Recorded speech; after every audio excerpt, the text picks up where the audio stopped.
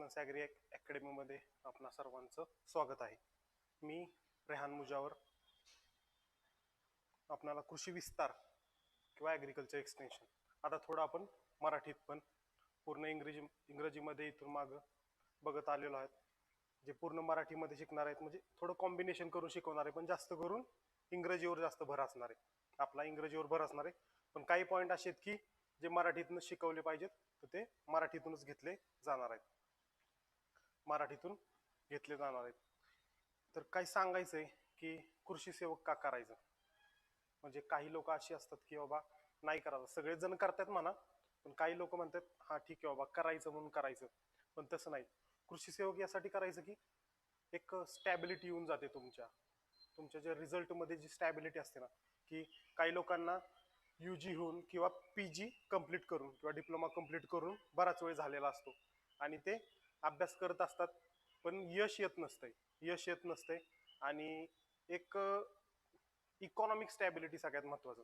आधी तरी 6,000 पगार होता, आता थोडा पगार वाढलेला आहे. तर इकॉनॉमिक स्टॅबिलिटी येण्यासाठी हे खूप महत्वाचं आहे. यातून मी गेलेलो आहे, या पूर्ण स्टेपमधून मी गेलेलो आहे. आधी ज्यावेळेस रिझल्ट आला त्यावेळेस जॉईन करायची कसलीच इच्छा नव्हती, म्हणजे नाही करायचं, पण शेवटी करावं लागलं, कारण की काही प्रॅक्टिकल डिसिजन्स घ्यावे लागतात जेणेकरून तुम्ही पुढं पुढं सरकत जाता. आणि हा माझा चढता आलेख चढत गेला. मग मंडळ तालुका 22-23 दोन्ही ॲडमध्ये भेटून गेली. म्हणजे सगळ्यांच्याच बाबतीत असं होत नाही. कृषी सेवक एक चक्रव्यूह आहे. म्हणजे असे बरेच सिनियर आहेत मी बघितलेत, किंवा जे ज्युनियर आहेत जे माझ्या बरोबर लागले ते त्या चक्रव्यूहात अडकले. म्हणजे ह्या चक्रव्यूहातनं बाहेर पडावं लागतं. म्हणजे कृषी सेवक म्हणूनच लोक स्टेबल होऊन जातात आणि तिथंच थांबून जातात. पण जॉईन करायच्या आधीच आपल्याला आपलं ध्येय माहिती पाहिजे की आपण कृषी सेवकवर थांबणार नाही. आता होतं काय, कृषी सेवक झालं की दुसरं ध्येय असते लग्न, आणि गेम क्लोज होऊन जातो, गेम ओव्हर होऊन जातो पूर्णपणे. पण तसं न होता आपण आपला अभ्यास चालू ठेवला पाहिजे, रिझल्ट येत जातात. आता ह्या परीक्षेसाठी स्ट्रॅटेजी काय असावी, हे सगळेजण म्हणजे नुसते अभ्यास करतायत. कोण टेक्निकलचा करतंय, कोण नॉन टेक्निकलचा करतंय. म्हणजे से मराठी इंग्रजी, म्हणजे आपले टेक्निकल म्हणलं तर मी शब्द सांगतो आधी. टेक्निकल म्हणलं तर आपलं टेक्निकल सांगणार, टेक्निकल बद्दल बोलणार. आणि नॉन टेक्निकल म्हणलं तर हे 4 विषय, जे की 80 प्रश्न 80 मार्काला आहेत आणि हे 60 प्रश्न 120 मार्काला आहेत. असं टोटल 200चा पेपर होतो.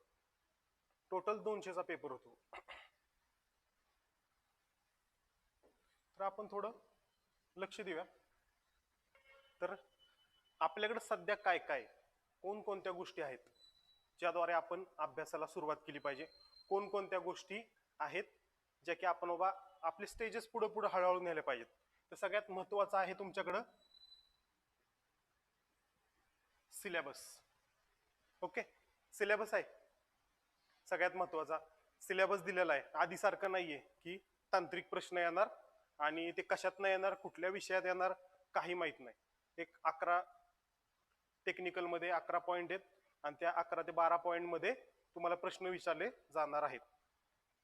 तर हा पूर्णपणे याचा अभ्यास पाहिजे. आता होतंय काय की कुणाचा फोन आला एखाद्या ज्युनियरचा, तर तू काय वाचतो विचारलं तर तो एखादं ऑब्जेक्टिव्हचं पुस्तक वाचतो, कोणते XYZ, कुणाचंही असू द्या. म्हणजे मराठीतून असू द्या नाही तर इंग्रजीमधून असू द्या, नाही तर इंग्रजीमधून असू द्या, तू सिलेबस वाचला का. म्हणजेच उदाहरण घ्यायचं म्हणलं तर एक्सटेन्शनचं कोणत्याही ऑब्जेक्टिव्हच्या पुस्तकांमध्ये कुठलंही घ्या, आपलं जे महत्वाचं MCR ला वापरलं जातं किंवा डिप्लोमाला वापरलं जातं, जे काही ऑब्जेक्टिव्हची पुस्तकं आहेत बाजारात मिळतात, मला नावं नाही घ्यायची, जे सगळेजण यूज करत आहेत आता, त्यामध्ये तुमचा सिलेबस किती कव्हर होतोय आणि त्यातले किती पॉईंट कव्हर होत आहेत हे एकदा चेक करा आणि किती दिलंय त्यामध्ये. म्हणजेच कृषी विस्तार आणि त्याची मूलतत्व किती दिलेत. म्हणजे जर का इन डिटेल विचारलं, एखादं मूलतत्व विचारलं तुम्हाला की या मूलतत्वाचा अर्थ काय, तर कुठल्याच पुस्तकात दिलेलं नाहीये इन डिटेल मूलतत्व. म्हणजे principle of cultural difference, principle of cultural change, ह्या दोघांमधला फरक काय, principle of interest and need, principle of democracy and applied science, या गोष्टी ज्या आहेत ह्या गोष्टी दिलेल्या नाहीये, त्यामध्ये फक्त इनलिस्ट केलंय, इनलिस्ट करून सोडून दिले सगळ्या पुस्तकांमध्ये. तर नुसतं त्या गोष्टी वाचून रिझल्ट येणार नाहीये. नुसत्या सगळ्याच विषयाला लागू होतो हा नियम. हा नियम सगळ्याच विषयाला लागू होतो. हा नियम सगळ्याच विषयाला लागू होतो. तुम्ही चेक करा एकदा, सॉइल घ्या, सॉइलचा सिलेबस किती कव्हर होतोय बघा. तुम्ही जे काय वाचताय आता, तुम्ही जे काय वाचताय कोणतंही पुस्तक असू द्या, ते किती कव्हर होते? नाही होत कव्हर. म्हणजे आपण जो विचार करतोय ना, जसा अभ्यास करतोय तसं होत नाही. आणि ते सिलेबसला धरूनच प्रश्न विचारतात आणि आपल्याला राहून जातं. महत्वाची गोष्ट काय राहते की त्या सिलेबस मध्ये असे काही मुद्दे असतात की ते आपण वाचलेले नसतात आणि त्याच्यावर प्रश्न येतो आणि 60-40 होऊन जातं, आपल्याला 60 मार्क पडतात आणि ज्याला रिझल्ट ज्याचा येतो त्याला 80 मार्क पडतात, 80% पडतात. येते लक्षात? तर सिलेबस सगळ्यात इम्पॉर्टंट. तुमचा पाठ पाहिजे सिलेबस टोटल, की बाबा त्यामध्ये काय काय मुद्दे काय आहेत, सिलेबस मध्ये मुद्दे काय आहेत टोटल. कारण की म्हणजे असं जर का तुम्ही समजत असाल की परीक्षा लई छोटी आहे, तर तसं नाहीये. म्हणजे एक्झाम लई साधी होईल, इथून मागच्या सिनियरचा अनुभव की डायरेक्ट जाऊन बसलो आणि झालो, आता तशी परिस्थिती नाही. यावेळेस अवेअरनेस खूप वाढलेला आहे आणि कॉम्पिटिशनचं तर पुढचे आकडे सांगेलच मी तुम्हाला. सिलेबस, आता हा सिलेबस झाला, त्यानंतर सगळ्यात महत्वाचा आहे तो सोर्स. तुमचा सोर्स काय? तुम्ही सिलेबस वाचला, खूप चांगला वाचला सिलेबस, म्हणजे तुम्हाला कळालं की बाबा एक्सटेन्शन, सॉइल, हॉर्टिकल्चर यामधून कशातून काय वाचायचंय, कशातून कोणती गोष्ट वाचायची आहे हे कळालं पाहिजे. आता कसं होतं की जे मराठी मीडियम वाले त्यांच्यासाठी काही पुस्तक आहेत की एकच पुस्तक घेऊन एक ठोकळा घेऊन येतोय, डायरेक्ट त्यातून वाचतोय वाचतोय वाचतोय, पण त्यातनं आउटपुट निघतंय का, सगळे पॉईंट कव्हर होत आहेत का, नुसते हेडिंग दिलेत, हेडिंगनी कव्हर होतंय का, तुमचा रिझल्ट येईल का, तुमचा रिझल्ट येईल का याची पण गॅरंटी किती आहे, तुमच्या रिझल्ट याची गॅरंटी किती आहे. तर तुमचा सोर्स काय आहे सगळ्यात मॅटर करेल तुमचा रिझल्ट आणण्यासाठी.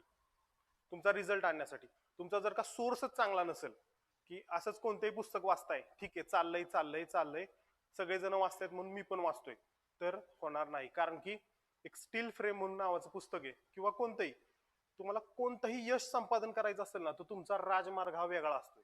प्रत्येकाचा राजमार्ग वेगळा आहे, की प्रत्येकाने एकच मार्ग वापरून रिझल्ट आणलेले नाहीये.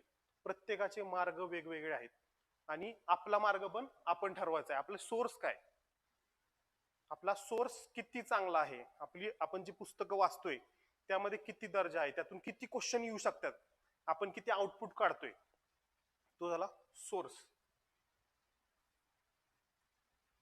ओके. आता तिसरी गोष्ट आहे आपल्याकडं क्वेश्चन. ओके, क्वेश्चन आहेत 1520 पेजेसची एक पीडीएफ आहे, त्यामध्ये सगळे म्हणजे मागे आलेले क्वेश्चन सगळ्यांनी एकत्र केलेले आहेत, मागे आलेले क्वेश्चन्स एकत्र केलेले आहेत. तर ते क्वेश्चन्स तुम्ही कंटिन्युअस वाचले पाहिजे. का कंटिन्युअस वाचले पाहिजे? ते टेक्निकलचे आधीच का वाचले पाहिजेत? तर ते अंदाज येऊन जातो की प्रश्न कसा विचारणार आहे.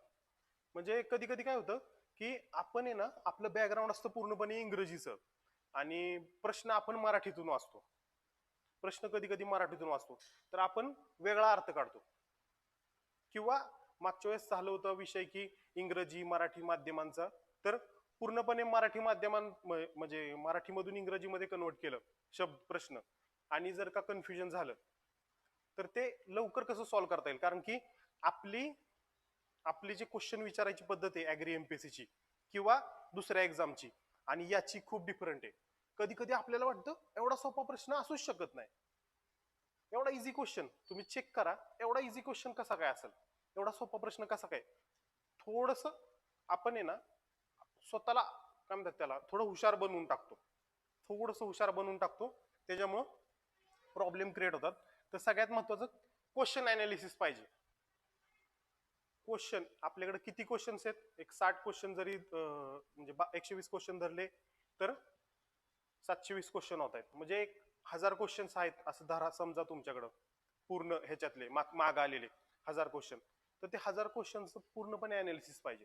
आता एक्सटेन्शनचे क्वेश्चन कसे आल्यात आणि कशावर आल्यात याचं मी तर केलंय अनालिसिस, मी सांगलच तुम्हाला सगळ्यांना. म्हणजे कशावर जास्त भर आहे त्यांचा, टोटल भर कशावर आहे आणि प्रश्न विचारायची पद्धत काय हे मी सांगलच. पण प्रत्येक विषयाचं तुम्हाला कॅल्क्युलेशन जमलं पाहिजे की प्रश्न विचारायची पद्धत काय, की त्याच गोष्टीवर परत परत प्रश्न आहेत. म्हणजे एक्सटेन्शन टीचिंग मेथड्स आहेत ना, रिझल्ट डेमॉन्स्ट्रेशन, मेथड डेमॉन्स्ट्रेशन, यावर प्रत्येक शिफ्टला प्रश्न आहे. यावर आहे ना प्रत्येक शिफ्टला प्रश्न आहे. एक्सटेन्शन टीचिंग मेथड्सला प्रत्येक शिफ्टला प्रश्न आहे. फिरून फिरून काय ना काहीतरी, कुठं आलेख विचारलाय, कुठं काय विचारलंय, कुठं काय विचारलंय, हे आहे अनालिसिस. मग एक्सटेन्शन टीचिंग मेथड्स तुमच्या सगळ्यात तोंडपाठच पाहिजे. त्याचं सगळं माहिती पाहिजे की काय असतं काय नाही, कारण की प्रत्येक शिफ्टला एक प्रश्न येणार आहे. प्रत्येक शिफ्टला एक प्रश्न येणार आहे. त्यामुळं क्वेश्चन अनालिसिस खूप महत्वाचं आहे. क्वेश्चन अनालिसिस खूपच महत्वाचं आहे, कारण की माहितच नसेल की प्रश्न काय येणार आहे तर अभ्यास करण्यात काहीच मजा नाही. कारण की आपण अभ्यास करताना माग जो अभ्यास करतो त्याची एक लेंथ म्हणजे थोडी हार्ड ठेवलेली असते, की आपण अभ्यास करताना विचार थोडा वेगळा करत असतो. आता समजा डिप्लोमा लेवल असेल तर ठीक आहे, पण त्यानंतर युजी पीजी जे झालेले असतात त्यांची विचार करण्याची पद्धत वेगळी झालेली असते, की नाही हे थोडं वेगळं अभ्यास करताना. पण आपण एवढा साधा विचार करत नाही. म्हणजे कसं आहे, एक साधा नॉर्मल विचार असतो की हा एवढं सोपं आहे असं, असा विचार आणि थोडा हाय लेवलला जाऊन करणं विचार, ह्यामध्ये फरक पडतो ना. आपण थोडा थोडा पुढचा म्हणजे अप्लाइड विचार करत राहतो, त्याच्यामुळे प्रश्न चुकतात. Okay, question analysis. आता शेवटचं इथं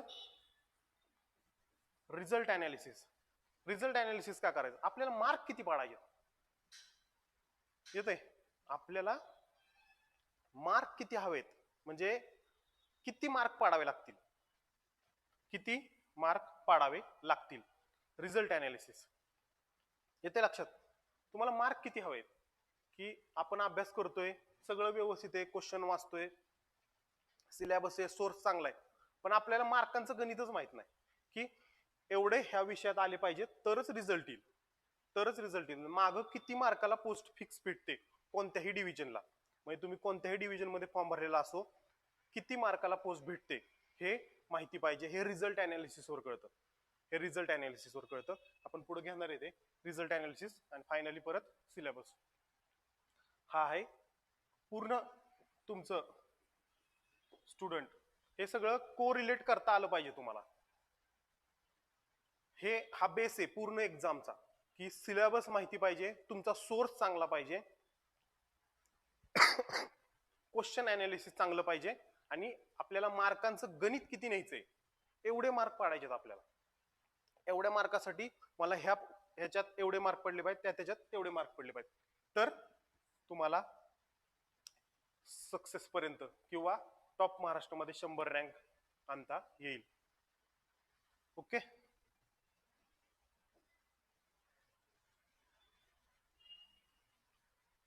आता आपला विषय चालला होता रिझल्ट अनालिसिसचा. तर अंदाजित किती मार्क लागतील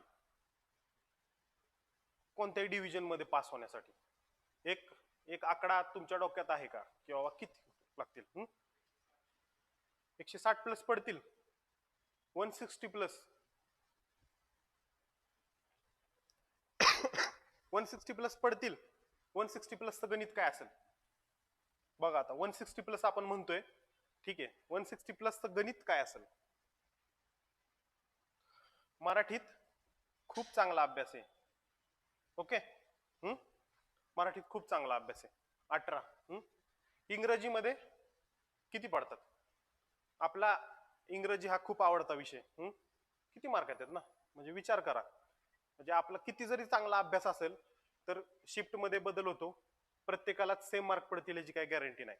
प्रत्येकाची शिफ्ट बदलते, शिफ्ट वेगळी असल्यामुळे मार्कांमध्ये फरक पडतो. इथं आपण आहे ना एकदम सगळ्यात ऍव्हरेज स्कोर धरतो मी, 12. हा ऍव्हरेज स्कोर आहे, याच्यावरती पडतील सगळ्यांना 12, 15 पडतील, कुणाला 18 पडतील, प्रत्येकाने हिशोब धरावा. पण मला असं वाटतं की हा ऍव्हरेज स्कोर असेल 12. बुद्धिमत्ता चाचणी, यामध्ये सगळ्यांचं गणित बँकेमुळे चांगलं असतं किंवा असतंच, गणित चांगलं धरून चालू आपण. तर फक्त 4च प्रश्न जमले नाहीत, 16. इथं जास्त पडतील, इथं जास्त पडतील, पण ऍव्हरेज धरलंय मी. 16 मार्क म्हणजे खूप चांगले मार्क आहेत गणित बुद्धिमत्ताला. खूप चांगले मार्क आहेत. 20 पैकी 20 पण घेणारे आहेत, 20 पैकी 20 पण घेऊ शकतात. सामान्य ज्ञान, आता जीएसचं सांगा, जीएस किती जणांना आत्ता गॅरंटी किंवा मला 20 पैकी 20 मार्क पडतील? हा, काय जीएस विचारणारे हे पण माहित नाही, नुसतं सामान्य ज्ञान दिलंय, 20 प्रश्न येणार, काय विचारणार काहीच माहित नाही. तुमच्या शिफ्टला जर का तुम्ही वाचलेलं आलं तर ठीक, नाहीतर राहिलं तरी मी इथं चांगला अभ्यास करणाऱ्याला बाबा 15 मार्क धरून चाललोय, ठीक आहे बाबा. इथं मराठीमध्ये सॉरी इंग्रजीमध्ये 15 पडले, इथं 12 पडले. हा हिशोब धरून चाला, हा हिशोब धरून चाला. ह्याची टोटल किती झाली? 80 पैकी.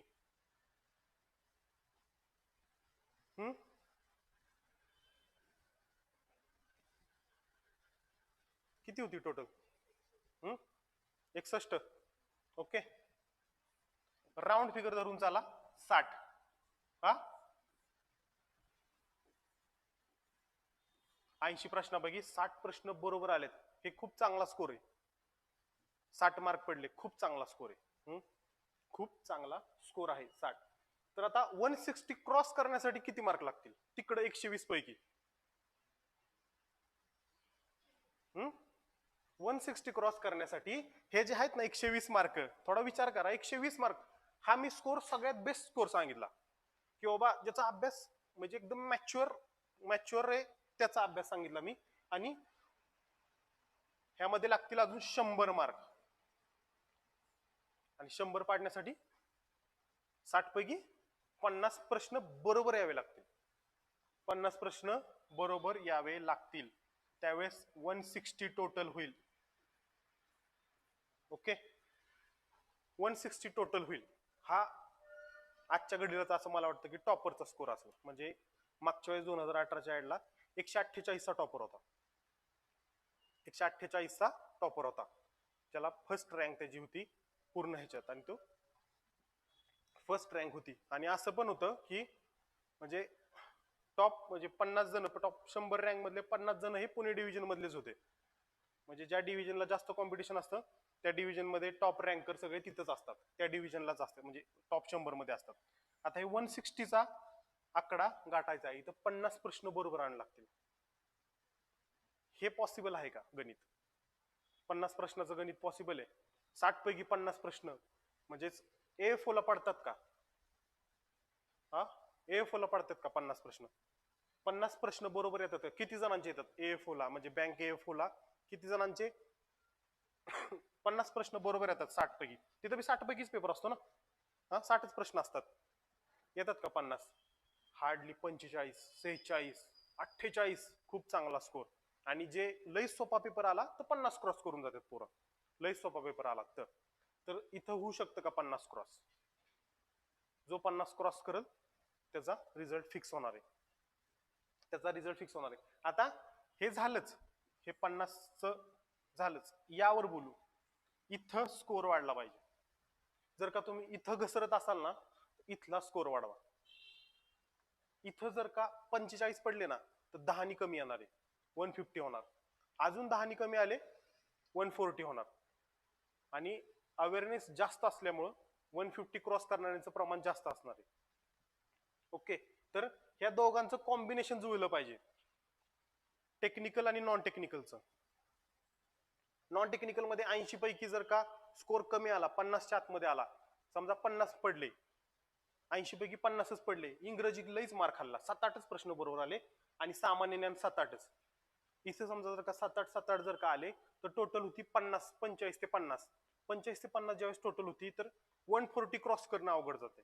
आणि इथं काय होतं, हे 60 प्रश्नापैकी आहे ना, कधी कधी हार्ड प्रश्न येतात. प्रत्येक विषयात एक एक जरी प्रश्न धरला थोडासा अवघड तर 50 टोटल होऊन जाते.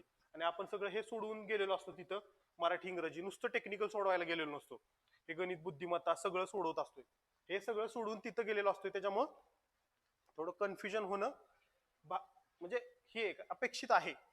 तरी 50 प्रश्नचं टार्गेट 50 प्लस कसे येतील याचं टार्गेट ठेवा, 160 टार्गेट ठेवाच.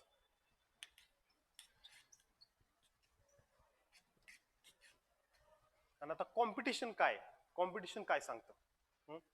जे एवढे 90,000 फॉर्म आल्यात त्यामध्ये 60-65,000 जण परीक्षा देणार, समजा 70,000 परीक्षा देणार, तर त्यामध्ये आपली रँक ही टॉप 100 मध्ये आली पाहिजे.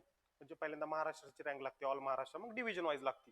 पण जर का तुम्हाला तुमची पोस्ट फिक्स करायची असेल पहिल्याच याच्यात तर तुम्हाला टॉप 100 मध्ये रँक आणावी लागेल. तर त्यासाठी कॉम्पिटिशन कसं असेल, कॉम्पिटिशनचं गणित कसं असेल, तर 2 ऍग्री एमपीसीच्या ऍड झाल्या, बरोबर. 2 ऍग्री एमपीसीच्या ऍड झाल्या, त्यामध्ये मेन्सला 3-3 हजार पोरं घेतली होती. कारण की सिलेबस मध्ये काय फरक नाहीये. म्हणजे आपण जर का बघितलं ना तर सगळं एवढं काय डिफरन्स नाहीये की त्यांना डायरेक्ट वेगळं होतं आणि आता पूर्ण वेगळं आहे, असं जास्त डिफरन्स नाहीये. त्यांना प्रिलियमला पण होतं मराठी इंग्रजी, त्यामुळे काय अवघड जाणार नाही. तर त्यांची कमीत कमी त्यातले 2,000 पोरं तर राहिली, कारण की 200 जण सिलेक्ट झाल्यात. पहिल्या ऍडला 200, दुसऱ्या ऍडला 200, राहिली किती जण? 6,000. म्हणजे 4,000 जरी धरली, 2,000 एक्स्ट्राच होती म्हणायचं, तर 1,000 पोरं जरी राहिली ना, 1,000 मुलांबरोबर कॉम्पिटिशन आहे. ती 1,000 पोरं अजून अभ्यास करतायत. म्हणजे जे कशाचा आज आत्ता तर परीक्षा झाली आहे मेन्स ह्याची, ऍग्रीची, तर ती मुलं कॉम्पिटिशन मध्ये आहेत. तर त्यांना टॅकल करायचं असेल तर आपल्या टेक्निकलचं नॉलेज हे खूप सुपर पाहिजे. सुपर म्हणजे कसं की ते काय आभाळातनं पडलेलं नाहीये, की त्यांना बाबा वेगळं नॉलेज नाही असं काय की ते म्हणजे काय म्हणतात त्याला लय अभ्यास आहे, लयच टेक्निकलचं नॉलेज आहे, तसं काय नाहीये. तसं समजू नका. लय टेक्निकल नॉलेज, त्यांनी फक्त जास्त अभ्यास केलाय. आणि त्यांच्याबरोबर कॉम्पिटिशन मध्ये उतरायचं म्हणलं ना, तुम्ही मगाशी सांगितल्याप्रमाणे तुमच्याकडे सिलेबस तुमचा पाठ पाहिजे आणि सिलेबस मधल्या प्रत्येक मुद्द्याचं व्यवस्थित अभ्यास पाहिजे. तुम्ही जेवढं करताल तेवढं कमी आहे. म्हणजे असं समजत असाल की सोपी परीक्षा असती, तर ती सोपी नसती. 60 प्रश्नापैकी 40 ते 45 प्रश्न हे सगळ्यांना जमायसारखे असतात, एकदम सोपे असतात. एकदम सीट रेट वगैरे असे सोपे प्रश्न तुम्ही जर का बघितला असाल, पण त्या 45 प्रश्नाच्या पुढे जो कस लागतो ना, तोच रिझल्ट आणणारा असतो. तर त्यावर लक्ष द्या.